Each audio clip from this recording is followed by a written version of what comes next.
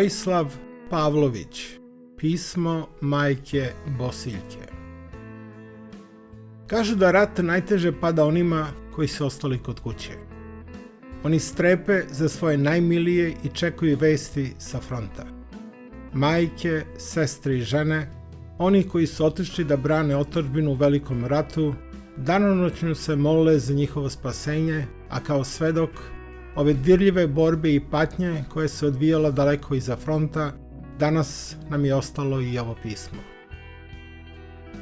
Ovo je pismo majke pukovnika Vojislava Pavlovića, komandanta 4. puka Drinske divizije.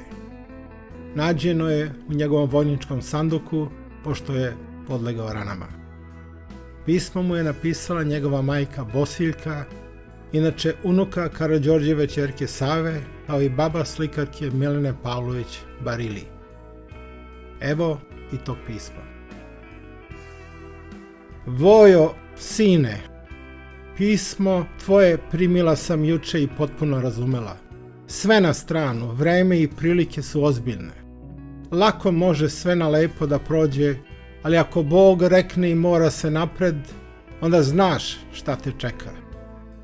Čeka te vrlo svetla dužnost, čeka te slava u svakom pogledu. Bilo da padneš za otadžbinu, bilo da se časno, ali samo časno vratiš. Ti ćeš potpuno pojmiti šta je to časnost. Bio si uvek hladan i otmen, takav treba i tamo da budeš.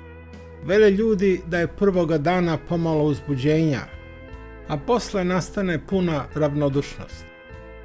Tebi i prvog dana treba ta ravnodušnost da ne napušta. Jednom se mre. Predstavi ti sebi sliku da si vedrim čelom bio svuda kao čelni, svuda gledao ravnodušno strašnoj smrti u oči, pa ili.